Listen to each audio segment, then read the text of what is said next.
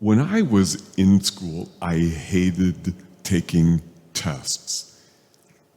It's because I have always been, still am now, awful at memorizing things like dates or lists. I mean, I could cram and memorize this stuff for a short period, but man, then it wouldn't last. It's not that I'm unintelligent. I don't think I could have completed 2 master's degrees, magna cum laude, if I did not have at least a few functioning brain cells. But I've just never been good at retaining data. And so tests have always made me nervous. I bet you're better than me in that regard. So on this Feast of Pentecost, when we talk about the 7 gifts of the Holy Spirit, there's a pop quiz. And if you were here right now, I'd hand you this microphone and have you stand up in front of everybody and say, tell me the 7 gifts of the Holy Spirit now, go. Well, maybe I wouldn't do that.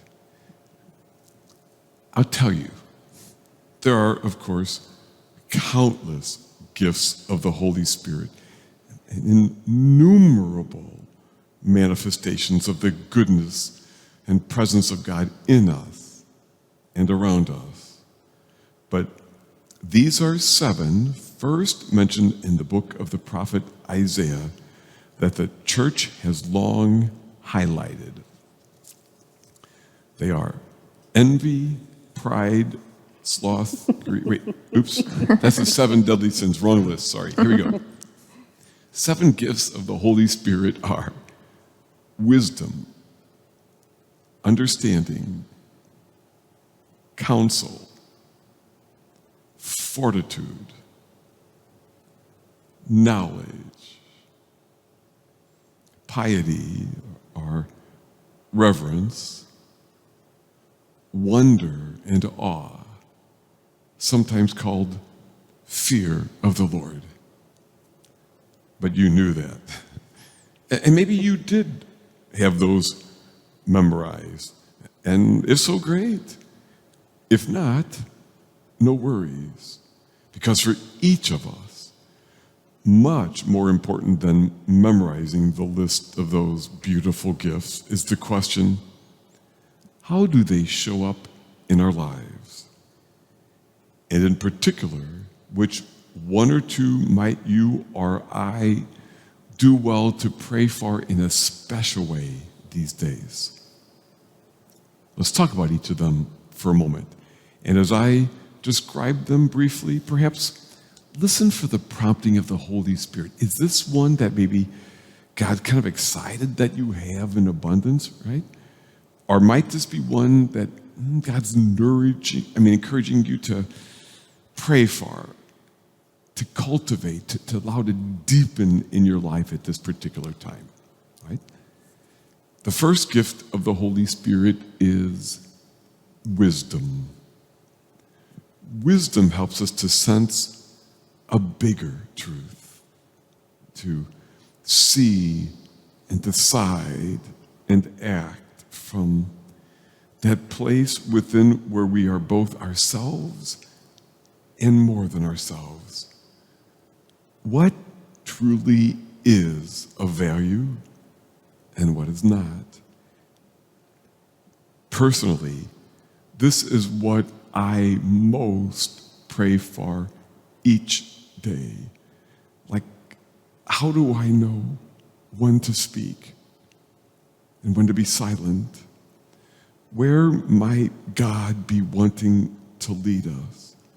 How do I live rightly this day?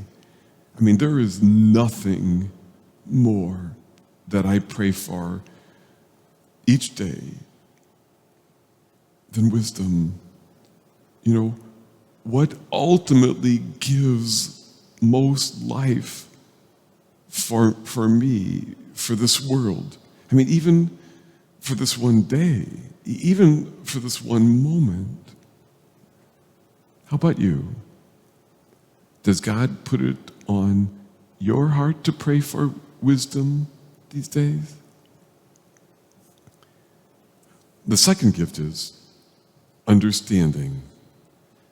Understanding is the gift that gives us insight into ourselves, into God, and into each other. Understanding enables us to see and listen with a bigger mind, a bigger heart, a heart that accepts, that cares. Is this something that you're particularly good at? Or is this maybe something you could use more of?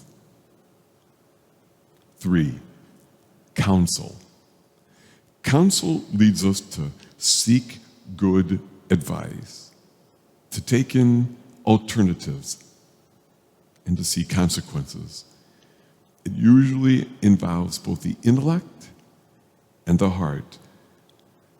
Counsel helps us offer good feedback to others. It also means that we accept that kind of feedback ourselves, that we take in the wisdom of others.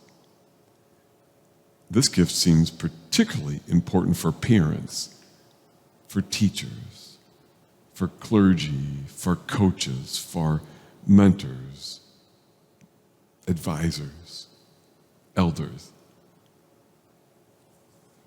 Next, the Holy Spirit gives us courage, also called fortitude. This gift frees us to live with integrity even when we are afraid. It gives us the strength we need to do what is right and loving, even when it is lonely or hard. Knowledge. Knowledge broadens our minds and our hearts. It helps us see the value of things and the deep interconnections of all. It helps us truly see what is of value, what lasts, what is not of value, what does not last. Reverence, also known as piety, is the only gift that was not really a part of Isaiah's original list. This gift teaches us to walk humbly, remembering that we are not the center of the universe, because we're not. It enables us to see God's goodness and to treat all creation with tenderness and care. And finally, wonder and awe, also called fear of the Lord, is the gift that inspires us to marvel at the love and goodness that is in this world. It opens us to realize God's presence shining through an ordinary moment. It is a waking up with delight and awe, really, to the moment and to what it truly holds. So, when I went through that list, is there one or two that stirred something in you? Did you maybe get a bit of a nudge from the Holy Spirit saying, be thankful that that gift is in you. Thank you for nurturing it. And thank you for sharing that gift with the world. Is there one or two that maybe the Holy Spirit was saying, pray for this one, cultivate this? The world needs this to be deeper in you. What was that? And how would you cultivate that? Naming it is huge. Asking for it is crucial. Being open to receiving it is, of course, necessary.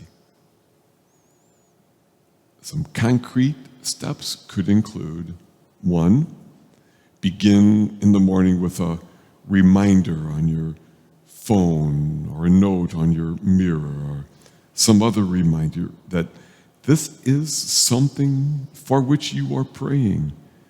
and that you want help to deepen. 2, each night do an examine, a look back. How did that show up in my life today? And did I manifest that gift? And if I did, what did it feel like when I did so? Where did I miss an opportunity for that?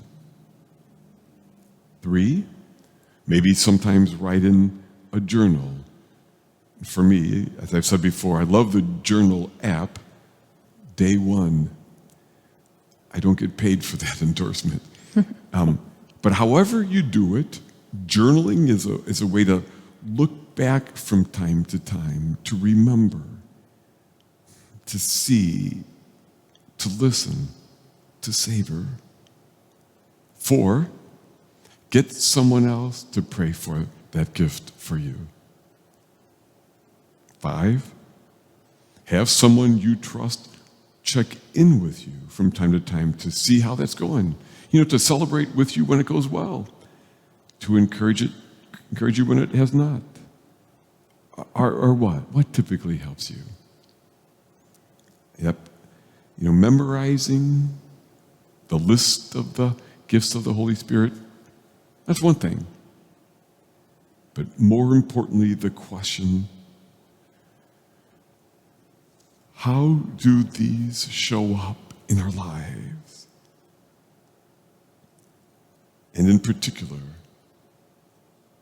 which of these might you and I do well to pray for at this time on our life's journey?